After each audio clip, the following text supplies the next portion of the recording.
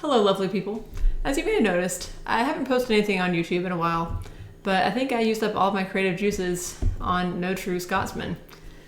So I don't have a new song today, but I do have a recipe. So welcome to my lovely kitchen.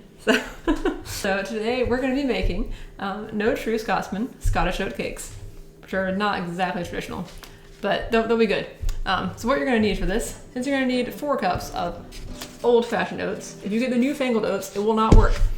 You will also need about 1/3 cup of sugar, a big old stick of butter, some little bitty stuff like salt and baking powder, a little teeny bit of vanilla, a little teeny bit of flour, and also some totally random stuff like pineapple and coconut that is not grown in Scotland at all.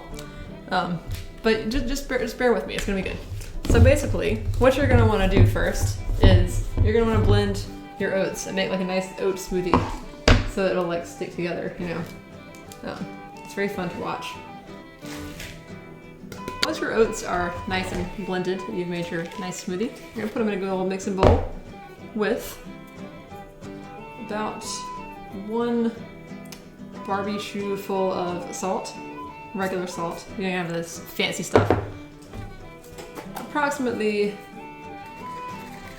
1.5 thimbles of baking powder.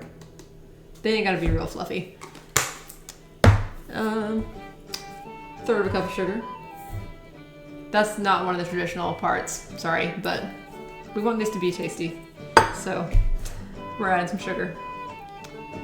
We'll wait on the vanilla. We will then add a teeny bit of flour. How much flour? I don't really do measurements. You probably might have figured that out. Let's go with 1/4 cup. Mary Berry, if you're watching this, I'm sorry. The next step is to remember where you put the spoons in your new kitchen. Grab one and combine all of these handy dandy dry ingredients. And then comes the fun part, where we get the ginormous stick of butter. And yes, we are going to use near about the whole thing. Okay, sorry, I was just waiting for Paula Dean to like show up and tell me that's still not enough butter. But I think we'll have enough.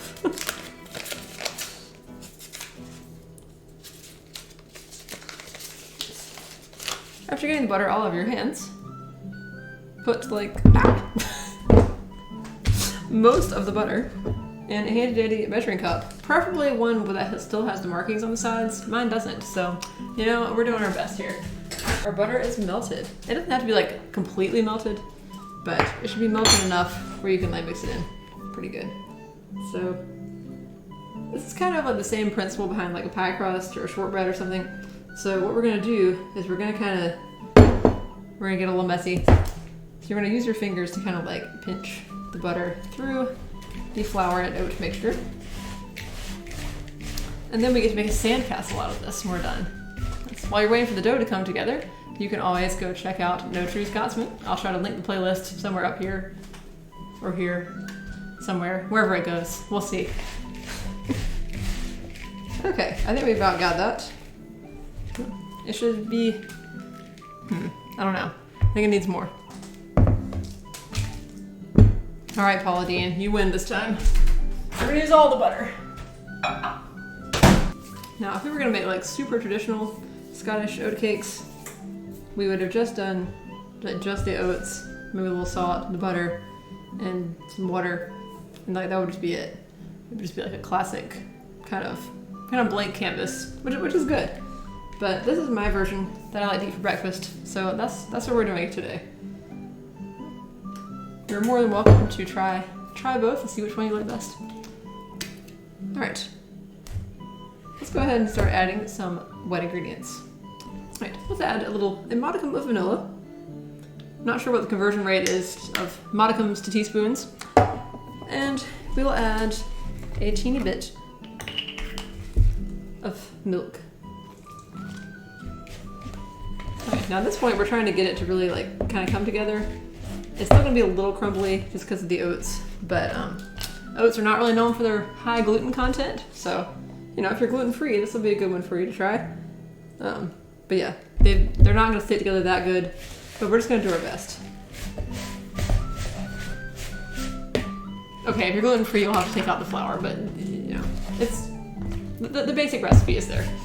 So, okay. So I'm just gonna kind of mix this up real good. Kind of keep adding milk until it gets where you feel you kind of get it to hold its shape a little bit. When we get done with this, like the result is gonna taste like an oatmeal cookie and a shortbread had a baby, and it's gonna be really good. I promise. We'll get there soon. Okay, that's pretty good. All right, now one last thing we can do is we can add in some like very un-Scottish ingredients, but that's okay. This is my like sort of kind of American version. So I'm gonna add a little bit of chopped up dried pineapple and a little bit of dried sweetened coconut flakes. Woo! Now would a true Scotsman make them this way? Probably not.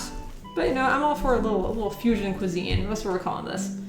Okay, so here we are. We have like an actual kind of dough now. Alright, so now we've got our dough. Now it's time to put them on a handy dandy cookie sheet. Because let's be real, these are basically cookies. And yes, I am going to eat some of these for breakfast tomorrow. Don't judge me. Get your handy dandy olive oil spray, because we don't do seed oils in this house.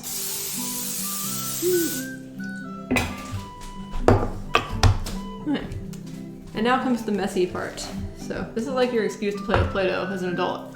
So, right. And this is actually coming together pretty good. So, once you get them on there, you're gonna wanna leave a little bit of space. And hopefully they don't fall off. And when you're all done squishing them, they should look like little hamburgers. Aren't they cute? Right. We're gonna slide these guys in the oven at 375 for about 15 minutes. And then we're gonna check them and see if they're starting to get burned around the edges. Hopefully they won't be. So your next step that you're gonna wanna do is you're gonna take a really nasty looking oven mitt, because that's what you have apparently in your kitchen, and you're gonna take them out of the oven. This part is pretty self-explanatory. Ta-da! All right, nice. I'm gonna remember to close the oven. Yeah, so there, as you can see, golden brown delicious. At least sort of. It should be like starting to get a tiny bit brown around the edges, but any more than that, and then they're very quickly gonna be burned. Now, if you don't want to wait the full 15 minutes for them to cook, and then however much time it takes them to cool off, you can just use a little movie magic and pull out a batch that you already made like 3 days ago.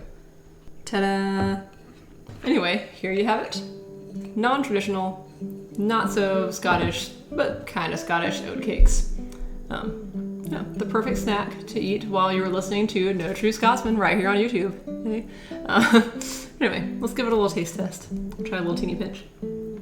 So, no offense to my Scottish ancestors, but the pineapple really adds a lot to this, I think. And the butter really makes it taste like real food. Like a lot of like ready-made foods you get today they just taste fake. This tastes real. So you get to like kind of feel good about it while you're, you know, eating cookies for breakfast, but that's what I'm gonna be doing tomorrow.